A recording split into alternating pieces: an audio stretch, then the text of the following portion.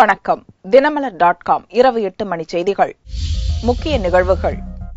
இலங்கை வீரர்கள் பங்கேற்றால் IPL போட்டிகளுக்கு தமிழகத்தில் அனுமதி இல்லை. பிரதமர் மன்மோகன் சிங்குக்கு முதல்வர் ஜெயலலிதா கடிதம். கச்சத்தீவை மீட்க சட்டசபையில் வலியுறுத்தல். தேமுதிக MLA-க்களின் தண்டனை காலம் 6 மாதங்களாக குறைப்பு. பட்ஜெட் பொது விவாதத்தை புறக்கணிக்க விஜயகாந்த் முடிவு. மத்திய அரசுடன் பேச்சுவார்த்தை தோல்வி. ஏப்ரல் 1ஆம் தேதி முதல் திட்டமிட்டபடி லாரிகள் ஸ்ட்ரைக். ஆம்னி பஸ்கள், சுற்றுலா வாகனங்களும் பங்கேற்பு. தமிழகத்தில் அதிகரிக்கும் மின்வெட்டு. கோவையில் சிறு குறு தொழிற்சாலைகள் முடக்கம். விரிவான செய்திகள். தமிழகத்தில் நடக்கும் IPL போட்டிகளில் இலங்கை வீரர்கள் விளையாட தமிழக அரசு அனுமதிக்காது என்றும், இதுகுறித்து கிரிக்கெட் வாரியத்திற்கு அறிவுறுத்த வேண்டும் எனவும் பிரதமர் மன்மோகன் சிங்குக்கு முதல்வர் ஜெயலலிதா வலியுறுத்தியுள்ளார். பிரதமர் மன்மோகன் சிங்குக்கு முதல்வர் ஜெயலலிதா செவ்வாயன்று அவசர கடிதம் அனுப்பினார். இலங்கையில் நடந்த அப்பாவி தமிழர்கள் இனப்படுகொலை தமிழக மக்களிடையே அதிர்ச்சியை ஏற்படுத்தியுள்ளதையும், ஜெனீவா மாநாட்டின் போது தமிழகத்தில் பல்வேறு போராட்டங்கள் நடந்ததையும் நினைவுபடுத்தியுள்ள ஜெயலலிதா, தமிழக மீனவர்கள் மீதான தாக்குதலை இலங்கை கடற்படையினர் தொடர்ந்து வருவதையும் சுட்டிக்காட்டியுள்ளார். இந்நிலையில் சென்னை உள்ளிட்ட பல்வேறு இடங்களில் IPL கிரிக்கெட் போட்டிகள் ஏப்ரல் 3ஆம் தேதி துவங்கி மே 26ஆம் தேதி வரை நடப்பதை சுட்டிக்காட்டியுள்ள முதல்வர் ஜெயலலிதா, அதில் இலங்கை வீரர்கள் பங்கேற்பது தமிழ் மக்களின் உணர்வுகளை புண்படுத்தும் என்றும் தெரிவித்துள்ளார். இலங்கைக்கு எதிரான அசாதாரண சூழல் தமிழகத்தில் நிலவுவதை கருத்தில் கொண்டு இலங்கை வீரர்கள், நடுவர்கள் மற்றும் அதிகாரிகள் பங்கேற்கும் IPL போட்டிகளை தமிழகத்தில் நடத்த அனுமதிப்பதில்லை என்று தமது அரசு முடிவெடுத்துள்ளதாக பிரதமருக்கு ஜெயலலிதா தெரிவித்துள்ளார்.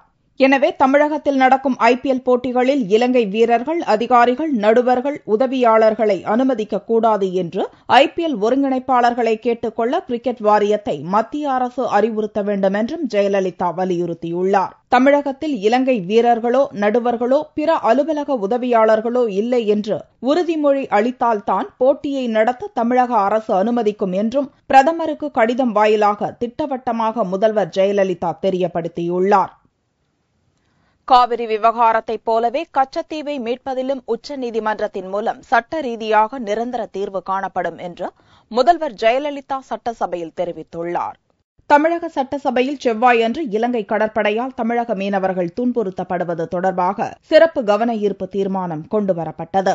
இதற்கு பதிலுரை அளித்த முதல்வர் ஜெயலலிதா, இந்தியாவின் ஒரு பகுதியான கச்சத்தீவு 1974 கருணாநிதி முதல்வராக இருந்தபோது இலங்கைக்கு தாரை வார்க்கப்பட்டதாகவும், எந்தெந்த உரிமைகளை மீனவர்கள் அனுபவித்தனரோ அந்தந்த உரிமைகளை தொடர்ந்து அனுபவிக்கலாம் என்று உடன்பாட்டில் இருந்தாலும் அதை இலங்கை அரசு மதிக்கவில்லை என்றும் சுட்டிக்காட்டினார். கச்சத்தீவில் தமிழக மீனவர்களுக்கு குறைந்தபட்ச நிரந்தர குத்தகை கோரி மத்திய அரசுக்கு பலமுறை வலியுறுத்தியும் நடவடிக்கை இல்லை என்று குறிப்பிட்ட முதல்வர் ஜெயலலிதா, இந்தியாவிற்கு அப்பாற்பட்டவர்கள் தமிழக மீனவர்கள் என்ற நினைப்பில் மத்திய அரசு தொடர்ந்து மௌனம் சாதித்து வருவதாக குற்றம் சாட்டினார். சமீபத்தில் 19 தமிழக மீனவர்கள் இலங்கை சிறையில் உள்ளது வரை இலங்கை கடற்படையின் நடவடிக்கைகளை பட்டியலிட்ட முதல்வர் ஜெயலலிதா, கச்சத்தீவு உடன்படிக்கையை இந்திய அரசு திரும்பப் பெற வேண்டும் என்று வலியுறுத்தினார். தமிழக மீனவர்கள் மீதான இலங்கை கடற்படையின் தொடர் தாக்குதல்களை இந்திய அரசு கடுமையாக கண்டிக்க வேண்டும் என்றும், தமிழக மீனவர்கள்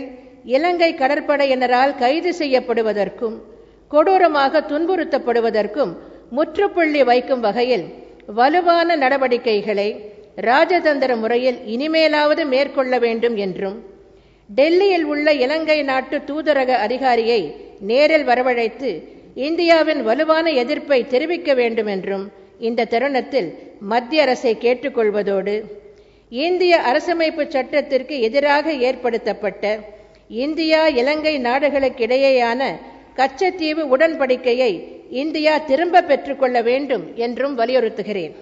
மேலும் காவிரி விவகாரத்தில் உச்சநீதிமன்றத்தை அணுகியது போல் கச்சத்தீவு விவகாரத்தில் சட்ட ரீதியாக நிரந்தர தீர்வு காணப்படும் என்றும் ஜெயலலிதா கூறினார். காவிரி நடுவர் மன்ற இறுதி ஆணையை மத்திய அரசிதழில் வெளியிடச் செய்ய உச்சநீதிமன்றத்தை அணுகி வெற்றி பெற்றதைப் போல் கச்சத்தீவு பிரச்சினையிலும் என்னால் உச்சநீதிமன்றத்தில் தொடுக்கப்பட்ட வழக்கு விசாரணைக்கு வரும்போது வலுவான வாதங்களை முன்வைத்து சட்ட ரீதியாக இந்த பிரச்சினைக்கு நிரந்தர தீர்வு காணப்படும். பார்லிமென்டின் இரு அவைகளின் ஒப்புதலோடு இந்திய அரசமைப்பு சட்ட திருத்தம் மூலம் உச்சநீதிமன்ற தீர்ப்புக்கிணங்க கச்சத்தீவு தாரை வார்க்கப்படவில்லை என்றும் ஜெயலலிதா சுட்டிக்காட்டினார். முதல்வர் ஜெயலலிதா பரிந்துரைப்படி 6 தேமுதிக எம்எல்ஏக்களின் ஓராண்டு தண்டனை 6 மாதங்களாக குறைக்கப்பட்டது. தமிழக சட்டசபையில் பிப்ரவரி 8ஆம் தேதி தேமுதிகவினரிடையே கைகலப்பு ஏற்பட்டது. அதிமுக ஆதரவு தேமுதிக எம்எல்ஏக்கள் தாக்கப்பட்டது தொடர்பாக சபை உரிமைக்குழுவிடம் புகார் சென்றது. உரிமைக்குழு பரிந்துரைப்படி 6 தேமுதிக எம்எல்ஏக்களை ஓராண்டு இடைநீக்கம் செய்து சபாநாயகர் தனபால் அறிவித்தார். இந்நிலையில் சட்டசபையில் செவ்வாயன்று இந்திய குடியரசுக் கட்சி, மனிதநேய மக்கள் கட்சி மற்றும் காங்கிரஸ், திமுக எம்எல்ஏக்கள் பேசியபோது தேமுதிக எம்எல்ஏக்களின் தண்டனையை குறைக்க வலியுறுத்தினர். எதிர்க்கட்சிகளின் கோரிக்கையை ஏற்ற தமிழக முதல்வர் ஜெயலலிதா ஓராண்டு தண்டனையை 6 மாதங்களாக குறைக்க பரிந்துரைத்தார். எதிர்க்கட்சிகளை சார்ந்த பல மாண்புமிகு உறுப்பினர்கள் அந்த தண்டனை காலத்தை குறைக்க வேண்டும் என்ற கோரிக்கைக்கு இணங்க தாங்கள் ஓராண்டு என்பதை 6 மாதங்கள் என்று குறைத்துக் கொள்ளலாம் என்று தங்களுக்கு பரிந்துரை செய்கிறேன். இதை அவை முன்னவர் பன்னீர்செல்வம் ஏற்றுக்கொண்டு தீர்மானம் கொண்டு வந்தார். இந்த தீர்மானத்தை குரல் ஓட்டெடுப்பில் நிறைவேற்றிய சபாநாயகர் தனபால் தேமுதிகவினரின் தண்டனை 6 மாதங்களாக குறைக்கப்பட்டுள்ளதால் அதுவரை சம்பளம் மற்றும் சலுகைகள் வழங்கப்படாது என்று அறிவித்தார். ஆனால் தண்டனை காலத்தை மேலும் குறைக்க வலியுறுத்தி திமுகவினர் வெளிநடப்பு செய்தனர். ஓராண்டு என்பதை 6 மாத காலம் தண்டனை குறைக்கப்படுகிறது என்று அறிவித்திருக்கிறார்கள். எனவே இதுவும் ஒரு மிகப்பெரிய அநியாயம். எனவே இதை கண்டிக்கக்கூடிய வகையில் திராவிட முன்னேற்றக் கழகத்தின் சார்பில் நாங்கள் இன்றைக்கு வெளிநடப்பு செய்திருக்கிறோம். ராஜ்யசபா தேர்தலில் தேமுதிக பங்கேற்க முடியாத வகையில்தான் அக்கட்சியினர் சஸ்பெண்ட் செய்யப்பட்டுள்ளனரா என்று செய்தியாளர்கள் கேள்வி எழுப்பியதற்கு பத்திரிகையாளர்களுக்கே அது தெரிந்திருக்கிறது என்றால் உண்மையாக கூட இருக்கலாம் என்று ஸ்டாலின் தெரிவித்தார். எம்எல்ஏக்கள் மீது எடுக்கப்பட்ட நடவடிக்கையை கண்டித்து சட்டசபையில் பட்ஜெட் மீதான பொது விவாதத்தை தேமுதிக புறக்கணிக்கப் போவதாக கட்சித் தலைவர் விஜயகாந்த் அறிவித்துள்ளார்.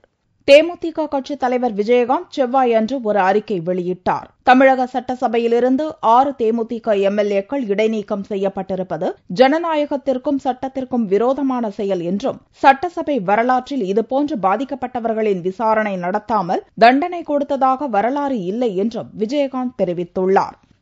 எனவே தேமுதிகவினர் மீதான பழிவாங்கும் போக்கிற்கு எதிர்ப்பு தெரிவிக்கும் வகையில் பட்ஜெட் பொது விவாதத்தில் பங்கேற்காமல் புறக்கணிப்பது என்றும் இந்நோக்கத்தை பொதுமக்கள் புரிந்து கொள்வர் என்றும் தங்கள் மீதான நல்லெண்ணம், நம்பிக்கை வலுப்பெறும் என்றும் விஜயகாந்த் தெரிவித்துள்ளார். இது தொடர்பாக வரும் மார்ச் 30ஆம் தேதி தமிழகம் முழுவதும் தேமுதிக சார்பில் கண்டன பொதுக்கூட்டம் நடைபெறும் என்று ஏற்கனவே விஜயகாந்த் அறிவித்திருந்தது குறிப்பிடத்தக்கது. மத்திய அரசுடன் பேச்சுவார்த்தை தோல்வி அடைந்ததால் திட்டமிட்டபடி ஏப்ரல் 1ஆம் தேதி முதல் லாரிகள் ஸ்ட்ரைக் நடக்கும் என்று அறிவிக்கப்பட்டுள்ளது. ஆம்னி பஸ்கள் மற்றும் சுற்றுலா வாகனங்களும் இந்த வேலை நிறுத்தத்தில் பங்கேற்கின்றன. 3வது நபர் விபத்து காப்பீடு தொகை, சாலை வரி உயர்வு, சுங்கச்சாவடி கட்டண வித்தியாசங்கள் ஆகியவற்றை கைவிட வலியுறுத்தியும் டீசல் விலை உயர்வு, டீசல் மீதான வரி ஆகியவற்றை எதிர்த்தும் ஏப்ரல் 1ஆம் தேதி முதல் நாடு தழுவிய வேலை நிறுத்தத்தை அகில இந்திய மோட்டார் வாகன காங்கிரஸ் அறிவித்திருந்தது. இது தொடர்பாக மத்திய அரசுடன் செவ்வாயன்று நடந்த பேச்சுவார்த்தை தோல்வி அடைந்ததை அடுத்து திட்டமிட்டபடி லாரிகள் மற்றும் சரக்கு வாகனங்கள் ஸ்ட்ரைக் நடக்கும் என்று அறிவிக்கப்பட்டுள்ளது. இந்த வேலை நிறுத்த போராட்டத்தில் தமிழகத்தைச் சேர்ந்த ஆம்னி பஸ்கள் மற்றும் சுற்றுலா வாகனங்களும் பங்கேற்கும் என்றும் அறிவிக்கப்பட்டுள்ளது. இமிடியேட்டா 107% இன்சூரன்ஸ் தேர்ட் பார்ட்டி பிரீமியம் கூட்டியிருக்கிறது வித்ட்ரா பண்ண சொல்லி, one India one permit, national permit, toll tax monthly pass மாதிரி பண்ணி கொடுக்க கேட்டிருக்கிறோம். டீசல் எவ்ரி மந்த் 50 பைசா கூட்டிட்டு இருக்கிறத ஒரே முறையா 6 மாசத்துக்கு ஒரு முறை கூட்ட சொல்லி கேட்டிருக்கிறோம். All India motor transport corporation என்ன சஜஸ்ட் பண்றாங்களோ அவங்க சொல்றபடி 1ஆம் தேதி அவங்க அனௌன்ஸ் பண்ணாங்கன்னா ஸ்ட்ரைக்கு, அதுக்கு நாங்க எல்லாருமே சேர்ந்து ஒத்துழைப்பு கொடுக்கறதா இருக்கிறோம். இந்த வேலை நிறுத்த போராட்டத்தில் இந்தியா முழுவதும் 40 லட்சம் சுற்றுலா ஆம்னி பேருந்துகளும் 25 லட்சம் சுற்றுலா டாக்ஸிகள் மற்றும் 75 லட்சம் கனரக வாகனங்களான லாரிகள் பங்கேற்க உள்ளன. இந்த வேலை நிறுத்தத்தால் இந்தியா முழுவதும் நாள் ஒன்றுக்கு சுமார் 5 கோடி ரூபாய் வரை இழப்பு ஏற்படும் என தெரிவிக்கப்பட்டுள்ளது. கடந்த லோக்சபா தேர்தலில் போட்டியிட்ட பகுஜன் சமாஜ் கட்சியின் மகா கோடீஸ்வர வேட்பாளர் பட்டப்பகலில் சுட்டுக் கொலை செய்யப்பட்ட சம்பவம் பெரும் பரபரப்பை ஏற்படுத்தியுள்ளது.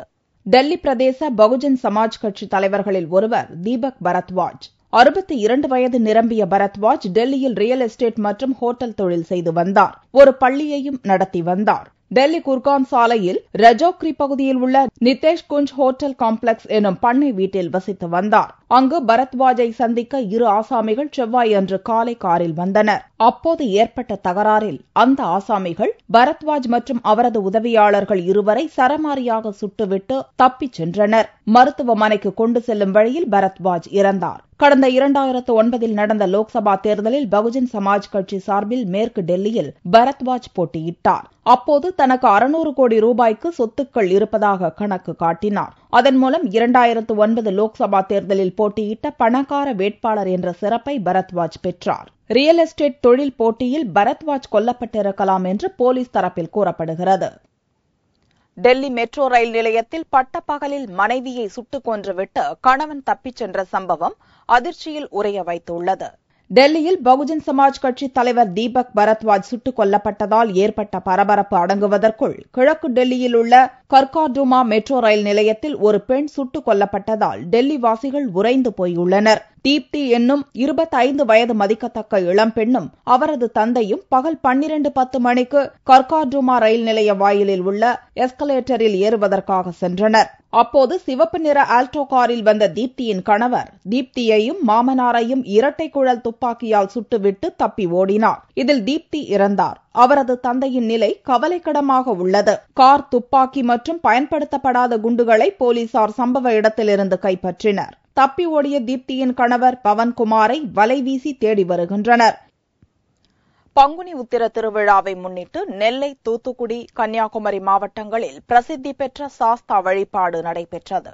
ஹரிக்கும் சிவனுக்கும் பிறந்தவரான ஹரிகர புத்திரன் என்ற சாஸ்தா பங்குனி உத்திரத்தன்று அவதரித்தார். தென் மாவட்ட மக்களின் குல தெய்வமான சாஸ்தாவிற்கு அவர் அவதரித்த தினத்தன்று வழிபாடு நடத்துவதை வழக்கமாக கொண்டுள்ளனர். குல தெய்வத்தை வழிபடுவதால் முன்னோர்களின் ஆசியும் ஆண்டவனின் அருளும் கிடைக்கும் என்பதும், சாப விமோசனம், திருமண தடை நீங்கி குழந்தை பாக்கியம், மனதில் நினைத்த காரியம் நடக்கும் என்பதும் ஐதீகம் என்பதால் தென் மாவட்ட மக்கள் தங்கள் குல தெய்வமான சாஸ்தாவை வழிபட்டனர். உத்திரம் நட்சத்திரத்து அன்று சாஸ்தா அவதரித்ததாக ஒரு சரித்திரம். உத்தரத்து அன்று சுவாமியை பொங்கல் விட்டு சுவாமி பிரார்த்தனை செய்தால் நினைத்த காரியம் முடித்து வைக்கிறதாக ஒரு ஐதீகம் உண்டு. அதனால் பங்குனி உத்திரத்து அன்று அனைத்து சமுதாய மக்களும் திருக்கோயிலுக்கு வந்து சுவாமிக்கு பிரார்த்தனை செய்து கொண்டு வருகிறார்கள். தொழில் நிமித்தமாக வெளியூர்களில் வசிப்பவர்களும் சாஸ்தா வழிபாட்டிற்காக அவரவர் சொந்த ஊர்களுக்கு வந்திருந்து சாஸ்தா வழிபாடு நடத்தினர். இதனால் பங்குனி உத்திர திருவிழாவன்று தென் மாவட்டங்களுக்கு அரசு உள்ளூர் விடுமுறை அளித்திருந்தது. தங்கத்தின் விலை செவ்வாயன்று ஒரு சவரனுக்கு 8 ரூபாய் அதிகரித்தது. ஒரு சவரன் தங்கம் 22,296 ரூபாய்க்கு விற்பனையானது. 1 கிராம் ஆபரண தங்கம் 2,787 ரூபாயாக இருந்தது. வெள்ளி விலையில் மாற்றம் இல்லை. 1 கிராம் 58 ரூபாய்க்கு விற்பனையானது.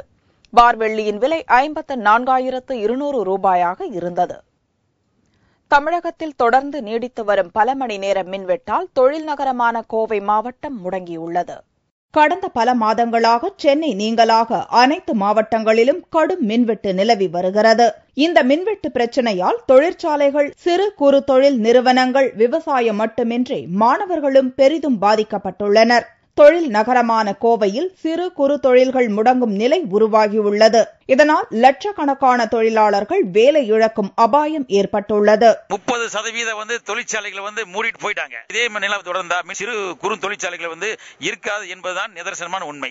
இந்நிலையில் காற்றாலை மின் உற்பத்தியை நம்பிய தொழிலாளர்களும் பெருத்த ஏமாற்றத்திற்கு தள்ளப்பட்டுள்ளனர். கோடை காலம் துவங்கியுள்ள நிலையில் வழக்கம் போல் காற்றாலைகளின் மின் உற்பத்தி தற்போது குறைவாகவே உள்ளது.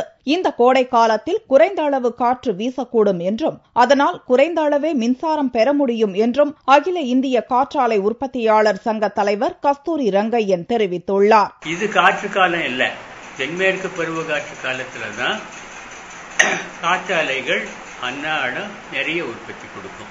இப்போ வடகிழக்கு பருவ காற்று காலம். இந்த காலகட்டத்தில் பெரிய அளவில் எந்த காற்றும் வராது, காற்று மின் உற்பத்தியும் இருக்காது. கோடை வெயிலின் தாக்கத்தால் மக்கள் ஒருபுறம் திணறி வரும் சூழலில் மேலும் அதிகரித்துள்ள மின்வெட்டு அவர்களை கடுமையாக பாதித்துள்ளது. மீண்டும் செய்திகள் இந்திய நேரப்படி புதன்கிழமை மாலை 4 மணிக்கு. வணக்கம்.